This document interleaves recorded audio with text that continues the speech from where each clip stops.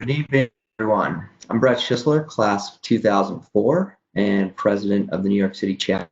It's my pleasure to welcome you to COVID Conversation with Ramos. It's our third conversation in this series, which we launched back in April during the height of this pandemic. Life certainly hasn't been easy over the past few months. I want to thank you all, our chapter members, for your time, interest, and support in this webinar series. Certainly have received good feedback, participation, and we look forward to continuing to bring you engaging content that couldn't be possible without the team of chapter volunteers.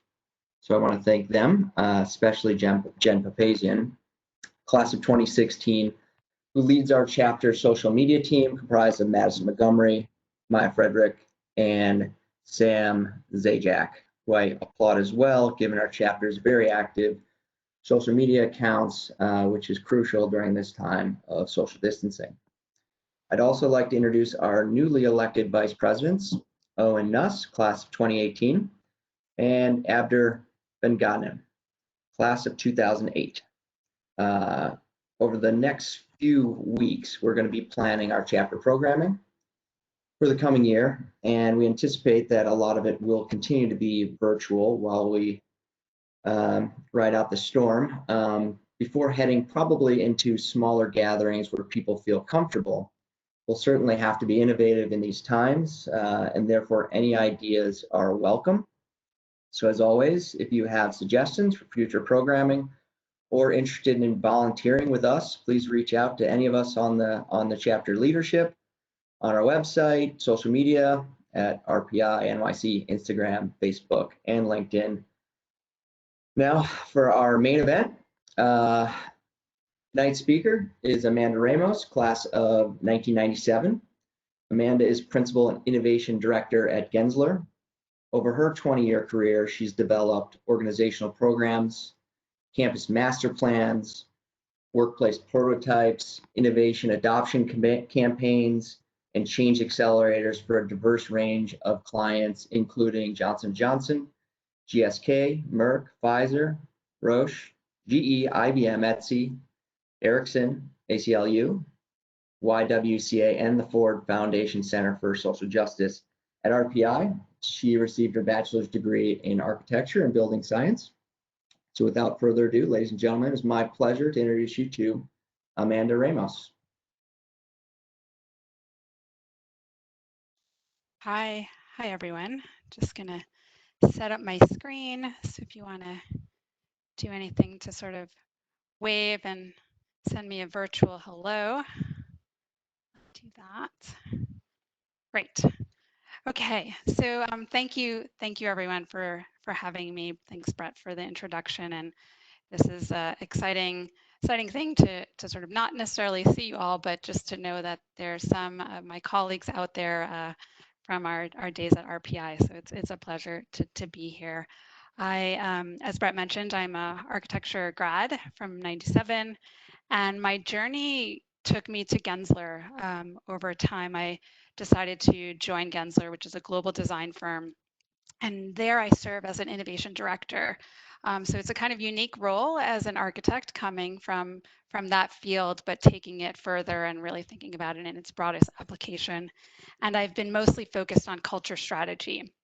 So I'll share a little bit about that, and essentially walk you through a number of things that we've been up to and where it's been leading us in terms of the conversation. So pre-COVID, Gensler has been a thought leader in the field of workplace design, and that has been something that we have just really kind of pushed the needle in terms of being disruptive and thinking about what is the office and what can it do as a driver for innovation. And since the pandemic and COVID, we have been in some ways a strange first responder in terms of what does return to the office look like. It's been a very intense conversation thrown our way, and as everyone in the whole world has kind of started to work from home, it's this huge experiment. And then what is next? What happens when, in these different phases, what is it that we will do to return to the office? And it's a big question because now that we've all tasted, whether you've been working from home for a long time, or this is new, you've tasted what that feels like. And so the big question is why come to the office? And so we've been involved, and specifically myself and our team have been involved about what's the future of work and what are those potential futures, and really thinking about, what is this new reality and what's possible. So we've been doing a lot of research. This was pre-COVID, just looking at, well, what does the workplace have to offer and what makes it essentially effective, that you're able to perform the work that you want to do, and experience-wise, you enjoy it, you're satisfied, and you really like being there. And surveying this across all industries, we had an interesting sort of discovery last year that never before, in terms of asking what amenities do you think deliver most, did an innovation hub come up. An innovation hub became the number one. It sort of somehow far outweighed all of the others. And the way I would describe an innovation hub in its sort of broadest, simplest sense is that it's a platform to really help you. It's strategically designed, it's very actively nurtured, and it's meant to promote a way of working that's different than your norm. So it's kind of your other self. And so this space type, it really hit the mark. And it's not a knock to the kind of foosball table rooms, but there is something interesting about the ones that are on top are kind of work, or like real work oriented. And that was very telling. People are more interested in things that are going to really help them be creative and help them be innovative in their environment. And yes, they can be different than your desk, but they definitely have, they err more towards things that are going to be relating to the work and the work product that you're doing. So that was really exciting, and it kind of launched a further investigation on what have we been doing with these innovation hubs. So this crazy diagram illustrates a bit of it's a compilation, it's kind of a mashup of the frenzy of innovation hubs that we have been creating. And we've been installing these types of venues, whether it's part of an ecosystem or it's strategically placed off-site as part of the landscape of an organization and what they offer employees.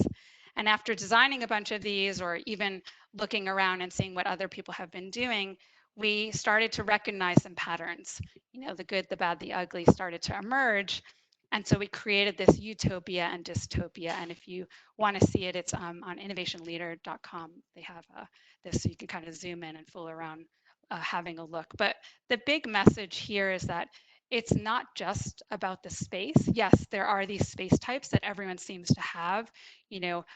I'll pick War Room, for example. On the utopian side, we have one, and on the dystopian side, we also have one. But it's really how you do it, how you activate that space is what makes it make or break your innovation capability. And so it started to really reveal, and this is from an architectural perspective, that there's other aspects that we need to be thinking about and considering that make it a more holistic, thought process. So that's something that we've been investigating. And then we went home, and so thinking about, well, how do we, innovation shouldn't stop. So what does that start to look like? How do we allow for our homes to also be reconsidered and hacked? And we noticed a few patterns here that upon further investigation, we realized, hey, why is this not satisfying? In the end, people are enjoying this, but there's also still an interest to return. And what is it? They're talking about culture. They miss the culture. There's something that they still quest, and they're looking to kind of connect. And so that starts to get to a new normal. And that combination is what's interesting, where you think about, both the utopian, perhaps the innovation hub as perhaps the focus of what the office might be. There's home and what that should look like in combination with what we are all in is also this virtual space or this hybrid space.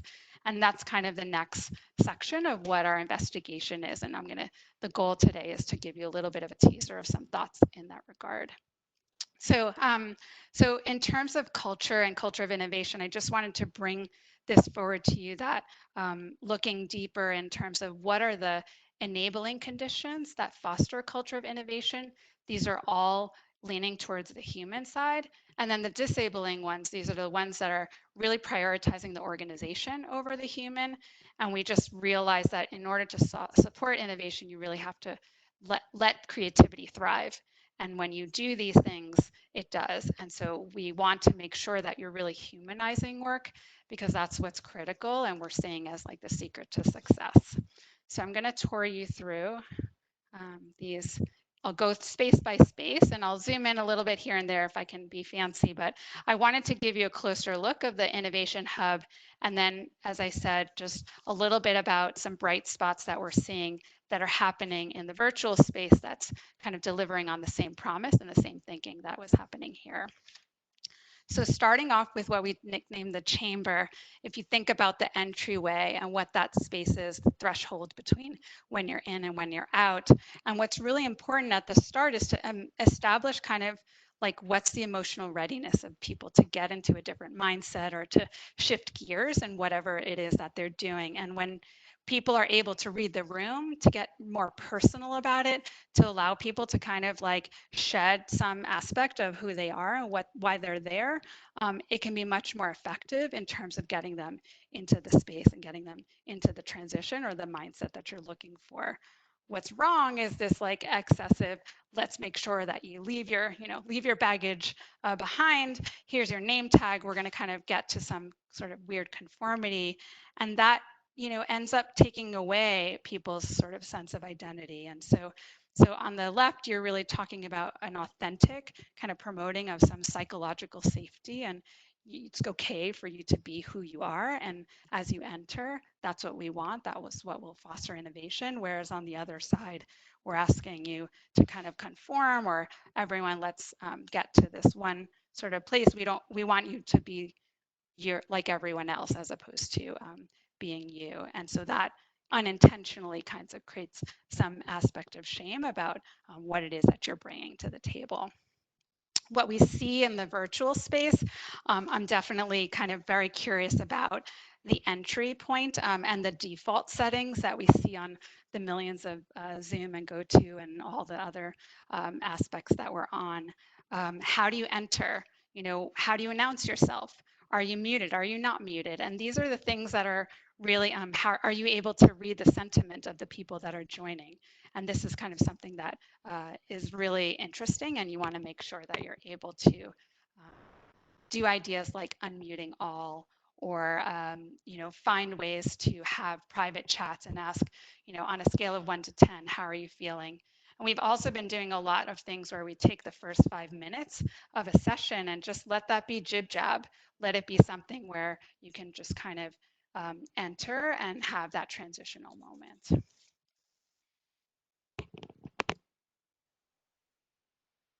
And then there's the war room. So moving to this space, this is something, it's kind of my favorite, is 4 walls and a deadline. So it's where a project lives as well as a team lives. And it's something where you don't have to kind of take it down, put it up. And what that allows is for the kind of knowledge transfer and just really creating an environment where the room is the canvas for the thinking. What we see a lot when you go from the sort of context transfer of going from war room to boardroom is that suddenly you lose all the energy. There's something really destructive about having things kind of too framed, too presented, and you're not able to look behind the curtain and see where things were coming from. And I think that in terms of culture, one really promotes imagination. It allows you to sort of choose your own adventure. We see a lot where when we invite leadership or senior folks into a war room, they can pick where they might want to start the conversation based on scanning what's going on. And then it gets to a different place. Whereas in another situation, in a more controlled environment, because it's so much about being efficient and being productive and making sure we're getting through the talking points, you start to lose, and you might be worried about being off in terms of what you're trying to capture. So in the virtual space, it's been really interesting just to see the kind of asynchronous interaction, and also the there is death by PowerPoint. I'm also seeing the death of PowerPoint in terms of these boards. The whiteboard suddenly becomes a forum for presenting, a forum for sharing, and within that, you're bringing both, the creator and the viewer who you're presenting to into the fold, and it's kind of getting undecked, or you see all of the material all at once, and it's an exciting scene. It's an exciting array, and you can kind of again move around the content as opposed to the content being excessively framed for you, as well as in Miro and these other platforms, anyone can join in at any time, and that allows for kind of this constant contribution and this hybridization of where content is and when people are entering and leaving. So again, the war room model can exist. You can create a place where everything is there and the memory stays, but it just somehow manages to live on. And then the zoo, this is a kind of co-creative space, very exciting. It's a hive environment, a lot of sort of building of a capability and making a place where that can be accessed. A lot of times we see where that might be happening and then a client is like staring down, and it's about control as opposed to more of an autonomous approach. And we're trying to figure out more ways to create these types of situations. Okay, I'm just checking on my breathy voice here. And so what we're seeing a lot is the massive breakout rooms. This has been really interesting just to show that you can kind of create these more intimate settings, again, with lots of different players, maybe with customers or depending on what your work is. And that inclusivity is exciting, and it also can kind of break down the meeting, so you can kind of have an area of focus. Also, we're seeing on platforms like Slack, the channels and these more like subgroups or interest groups that can form. And the discourse is amazing once you start to get there. It really enhances the camaraderie as well as the level of what people are talking about. And so I think getting to that point where you're creating an environment so that the expertise can be heightened is really interesting. The makerspace is very important. It was like second to the innovation hub, and I think the kind of big idea here is that you have a place where you can make a mess. You're doing real work.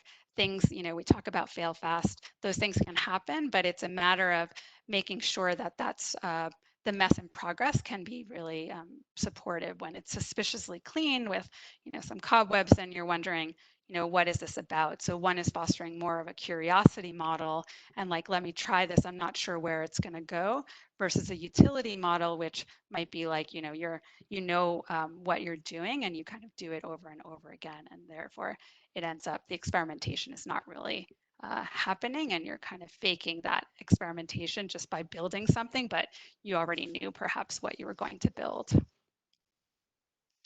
We're seeing a lot more interesting things where you're getting as kind of like, let's say we're going to do a workshop in a virtual space, but I'm going to send you a package at home, and then you're going to very specifically open up that package so that as we go, there's some props or some snacks or these other things that are prompts to kind of making a connection between where am I right now and how is that space, kind of creating a moment versus what is happening inside that virtual world. Going a little faster because I want to get through. And then the Sandbox, this is kind of your platform where you can test your ideas. And the trick here is to have the real world interact with it. Don't do a fake where you're sort of staging and saying, hey, let me test my product, but you kind of already know what you might be discovering. Whereas in the real world, you're really sort of getting to this thrill of the unexpected, taking the courage to put something out there in the world, and not necessarily knowing what might happen with that. So, and what we're seeing is, just looking at what's been happening in the gaming space, there's just been so much activity. I'm just using Roblox for an example, but how can we start to bring what we're thinking about? If this is a world to test, what can you do to bring that content or those ideas into an immersive environment where there's going to be random people coming up to look at it, making comments? It's a indication of what might happen in the real world.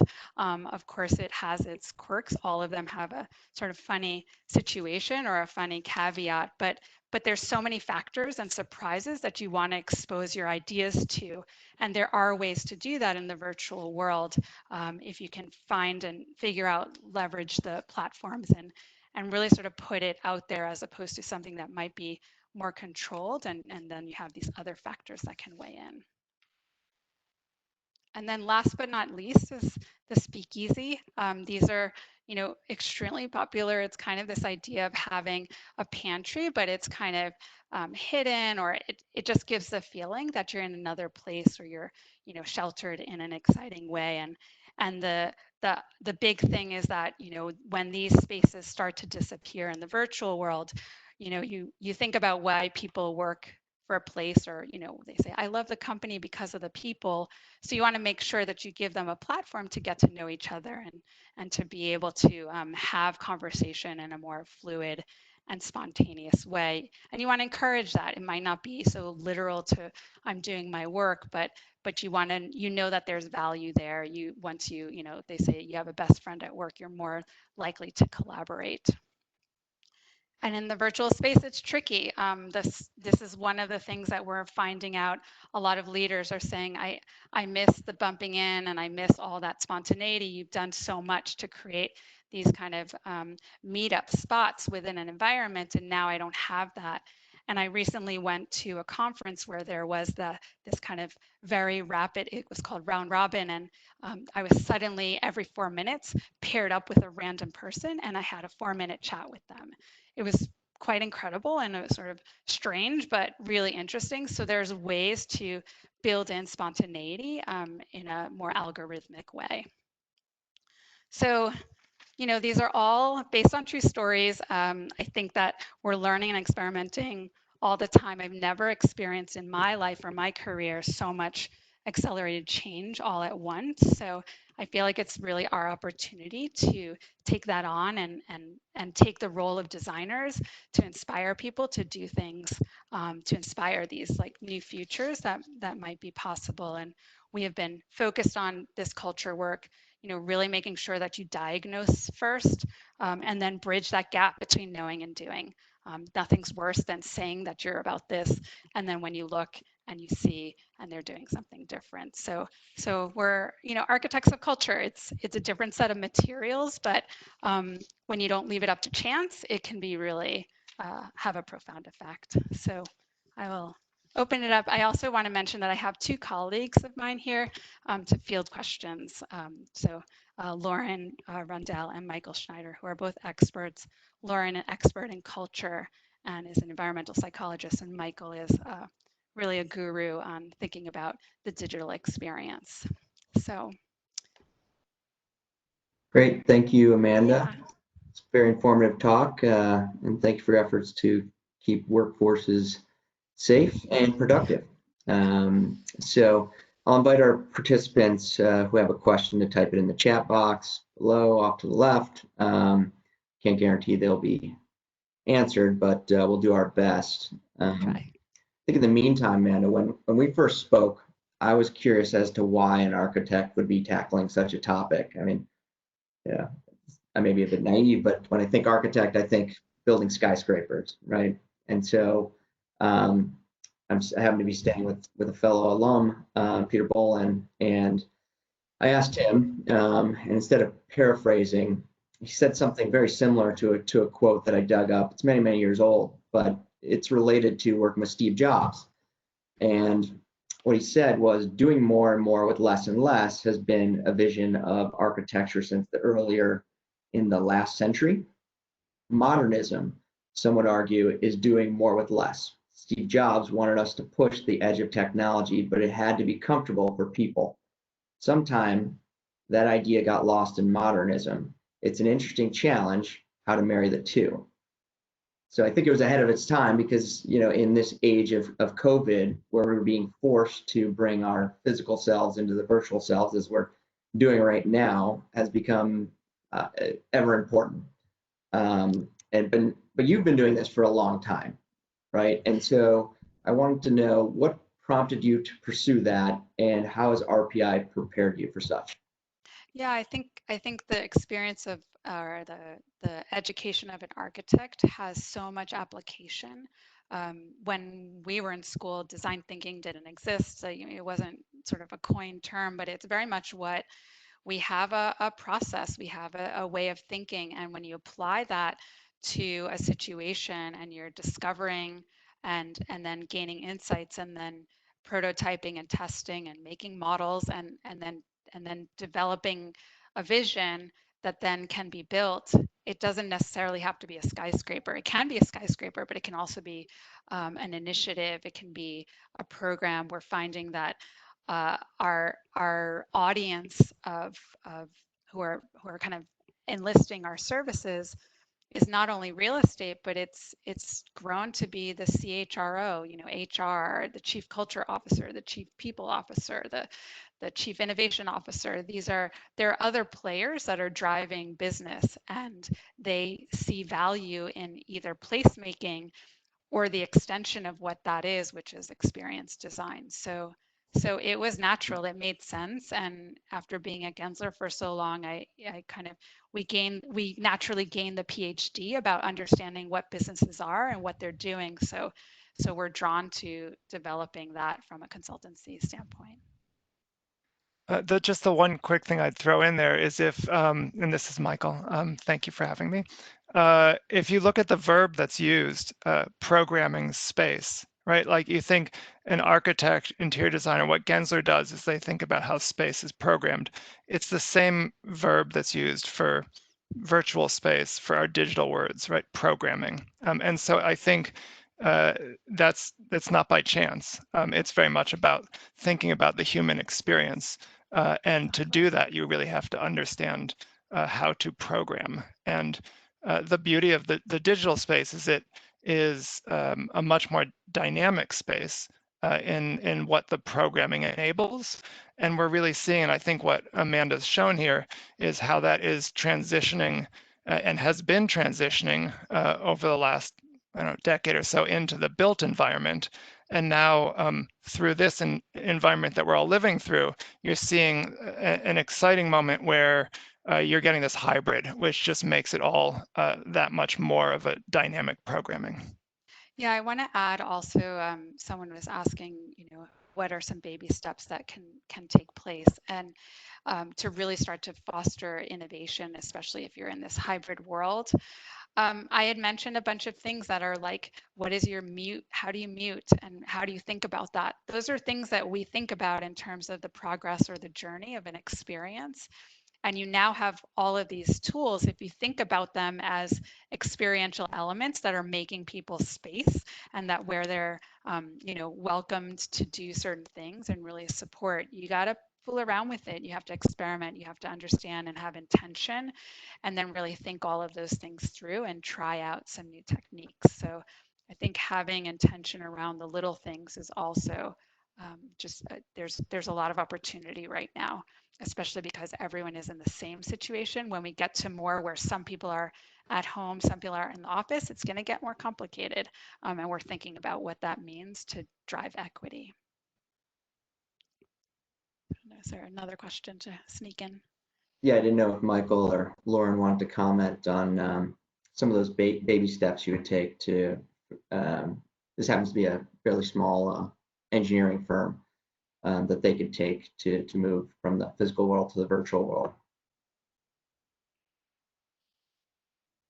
Yeah, this is Lauren. I think I've been really thinking a lot about the spontaneity that Amanda mentioned, and one thing she mentioned really quickly was the practice of doing what we call a first five, and I think that's been really helpful for us to kind of get.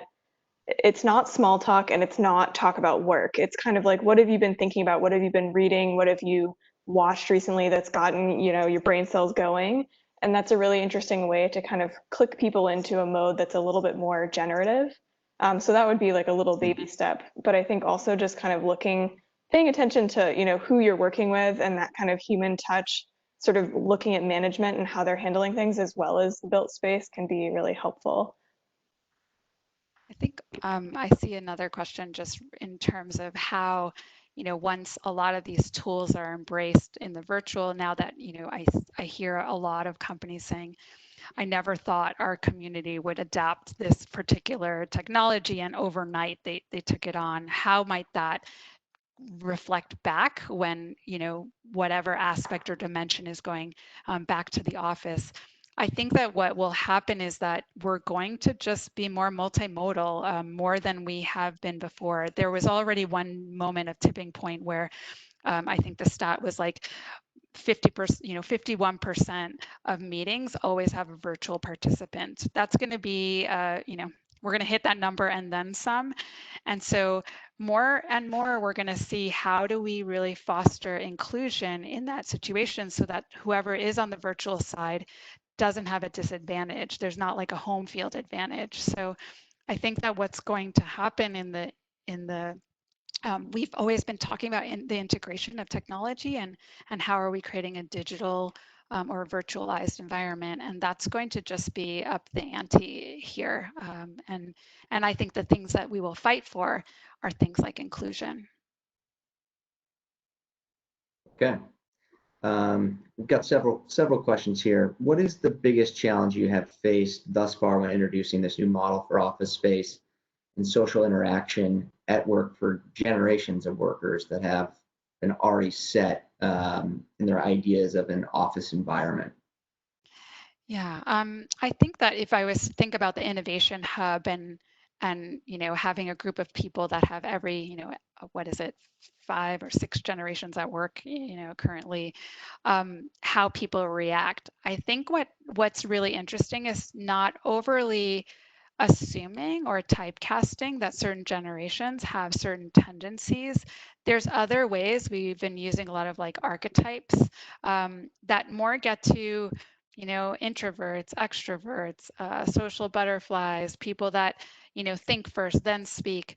Thinking more about those kinds of personality traits as opposed to demographic ones instantly creates more of a human-centric point of view. And that is something that we're realizing allows people to then step into the innovation space. And that is true for all models, whether it be at home, whether it be in the office, or whether it be within a virtual environment. So I would really encourage, I think there's still always some differences. It's interesting, one of the data points is that who's the least satisfied working from home, it's Gen Z. There's a hating of it. And it's because it lost a lot of the social dimension, whereas older generations are like, wow, this is so fun. I've never been videoing with people. So it's just an interesting, there are some things just in terms of familiarity, but once you get past that, get to who people are and what makes them tick and how do they roll, and allow for the environments that we create and the way that you facilitate their interaction in those environments to have some diversity and to be cognizant of who they are as humans. You mentioned an interesting point. We've got a few questions around it. The Gen Zers, and often, as a lot of us on this phone call are mentoring such, or they're coming in through an internship program. And so how do you interact with them virtually? How do you mentor them virtually? And what is the potential impact of this COVID on those individuals' development? Lauren, that's probably a good one for you. Yeah, it's interesting. We've done a lot of research on Gen Z for a number of our clients. And I think one of the big things is we talk about it kind of like they live in this age of search. It's not really about like what you know anymore. It's kind of about who you know and what you type into the search bar to find out. So a lot of the help that they're looking for is kind of different from the type of knowledge that other generations might be used to sharing. So it's kind of this interesting networked approach that they're looking for. So that's one thing I would say about Gen Z.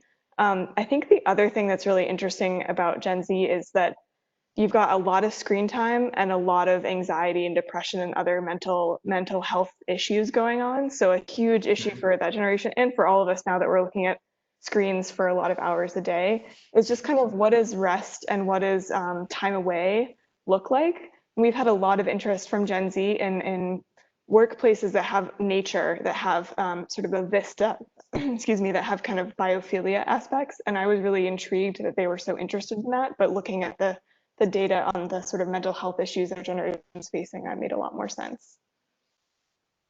And I'd add just a few observations just within my network with Gen Z and mentoring. One of the really cool opportunities, and it's funny, it's probably related to Lauren, the idea of going to search for everything is all of a sudden the network is actually a lot larger.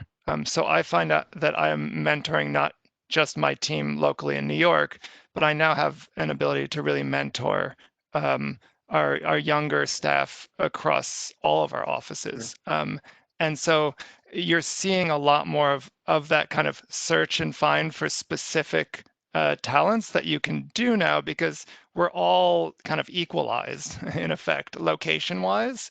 And so it actually opens up some really neat opportunities. On the other side, I think also to what Lauren said, it's particularly the Gen Z employees that need to be reminded to take some time off, to like Stop for a stop, second. right? Like, and it is these transitions where, you know, frankly, moving from space to space is a forced transition, which a lot of us have lost in working from home. And so it's something that I think we end up really needing to help support our staff in being able to do.